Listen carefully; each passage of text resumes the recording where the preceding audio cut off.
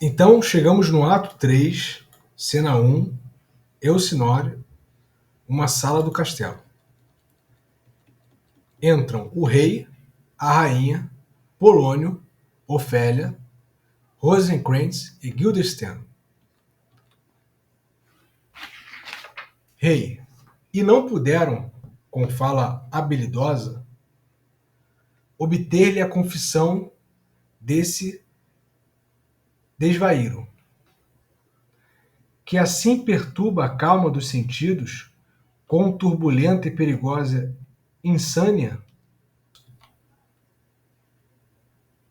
Rosencrantz, ele confessa que a razão lhe foge, mas de nenhuma forma diz por quê, por qual motivo.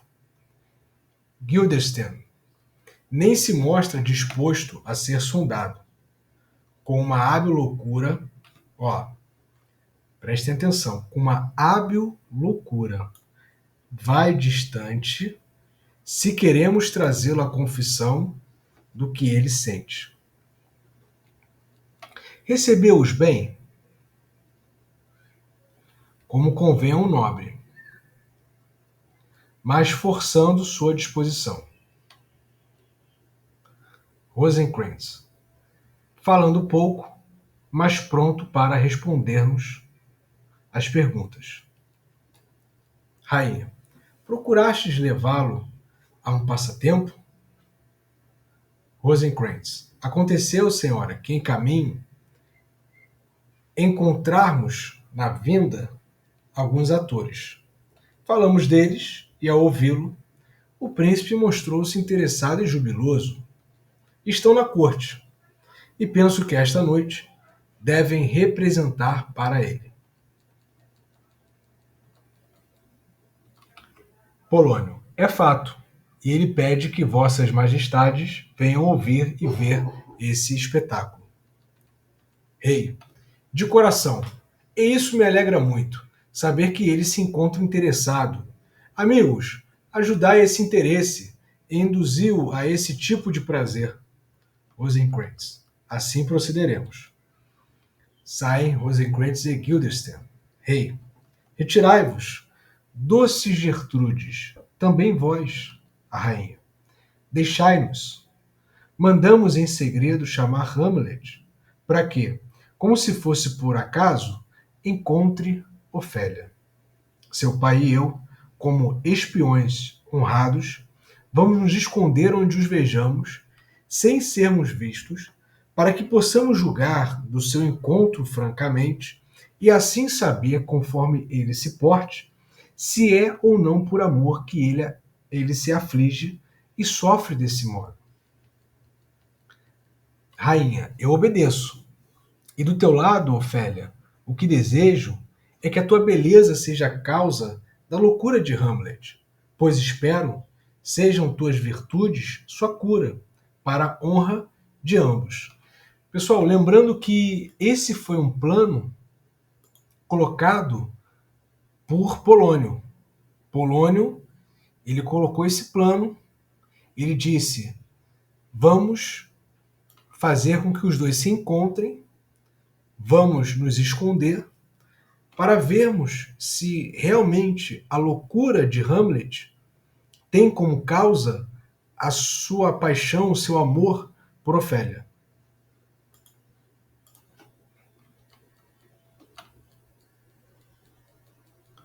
Ofélia, seja assim, senhora. Polônio, Ofélia, vem aqui. Nós dois, apostos, se vos apraz, senhor. Fala para Ofélia. Lê este livro. Esta é a ocupação que justifica o teu isolamento. Muitas vezes temos culpa e, com ares de devotos e atos piedosos, estamos pondo açúcar sobre o próprio demônio. Rei, isso é verdade. À parte, consigo mesmo. Como me ferem a alma essas palavras? A face da rameira embelezada não se torna tão feia as suas tintas, quanto os meus atos diante das palavras que eu uso para mentir e disfarçá-los. Ó dura carga. Pessoal, nós temos aqui a primeira fala do rei que tem aqui um indício de culpa. Então, o rei, ele está dizendo aqui: quantos meus atos diante das palavras que eu uso para mentir e disfarçá-los, ó dura carga. Então, ele é uma pessoa estrategista, mas ele não sai ileso de suas ações. Ele não sai totalmente ileso de suas ações. Elas são como cargas para ele. E pode ser um indício de Polônio não saber a verdade. Tá? Ali nós temos Ofélia, a filha de Polônio, no mesmo ambiente. Agora, uma pergunta: se ele está falando que as palavras o ferem, será que ele vai resistir uma encenação, uma peça, mostrando a cena do rei sendo assassinado pelo seu irmão? Vamos ver. Polônio. Ei-lo que vem, fujamos, ocultam-se. Entra Hamlet. Pessoal, aqui nós chegamos na terceira frase famosa da obra Hamlet. Nós temos há algo de podre no reino da Dinamarca, que já foi lida. A segunda frase ela foi citada hoje de novo.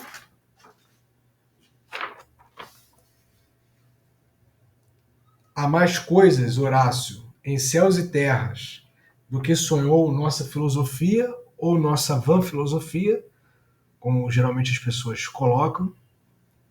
E aqui nós temos a frase que eu considero mais famosa: ser ou não ser, essa é a questão.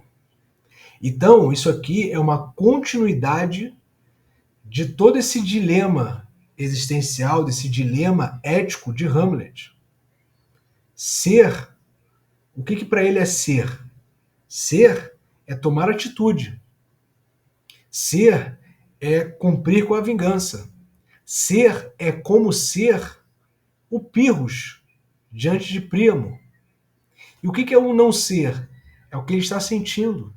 A impotência de Príamo, a covardia, a vulnerabilidade, a falta de fel, como ele disse, a falta de veneno, a falta de agressividade, de violência, para que ele possa cumprir com a missão. Ser ou não ser, essa é que é a questão.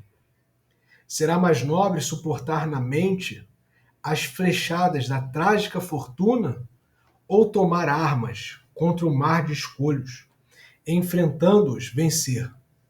Morrer, dormir, nada mais? E dizer que, pelo sono, findam-se as dores, como os 1000 abalos inerentes à carne? É a conclusão que devemos buscar. Quantas vezes na vida nós tivemos esses dilemas? Fazer ou não fazer? Tomar atitude ou ficar na inércia? Morrer, dormir, talvez sonhar, eis o problema. Pois os sonhos que vierem nesse sono de morte, uma vez livres deste invólucro mortal, fazem cismar. Esse é o motivo que prolonga a desdita desta vida. Quem suportar os golpes do destino, os erros do opressor, o escárnio alheio, a ingratidão no amor, a lei tardia ou justiça tardia, o orgulho dos que mandam, o desprezo que a paciência atura dos indignos, quando podia procurar repouso na ponta de um punhal, ou na ponta do cano de uma arma, né? Quem carregara, suando o fardo da pesada vida, se o medo do que vem depois da morte, o país ignorado de onde nunca ninguém voltou, não nos turbasse a mente e nos fizesse arcar com o mal que temos, em vez de voar para esse que ignoramos? Assim nossa consciência se acovarda, e o instinto que inspira as decisões desmaia no indeciso pensamento. E as empresas supremas e oportunas desviam-se do fio da corrente e não são mais ação. Silêncio agora, a bela Ofélia. Ninfa, em tuas preces recorda os meus pecados. A palavra aqui, ninfa, também é uma referência à mitologia grega, que refere-se a um espírito da natureza.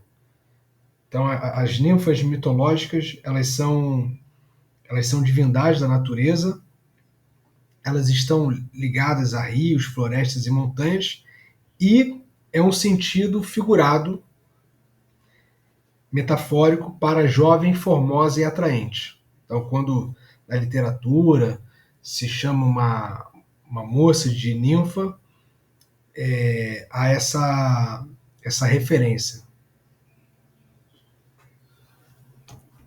Ofélia, meu senhor, como está que eu não vejo há tantos dias? Pessoal, nós vamos pausar aqui a nossa leitura. Nós vamos continuar no próximo sábado, porque agora vai haver uma conversa e os dois estão escondidos, tanto o rei como o Polônio, e eles vão apurar, fazer a análise das falas que ali seguirão. Tá bom? Alguém tem algum comentário, alguma pergunta sobre o que lemos hoje? Alcançamos o ato 3.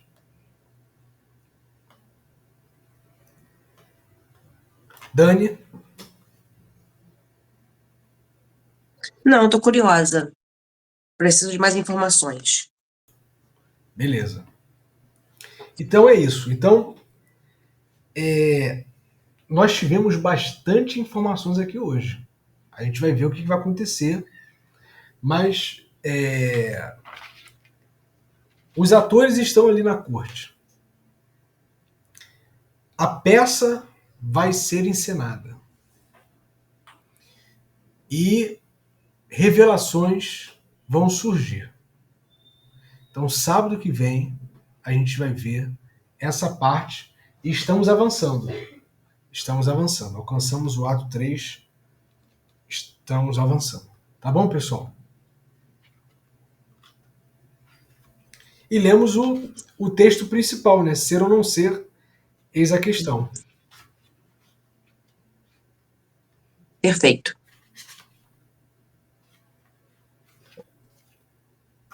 Pessoal, então até sábado que vem. Continuando.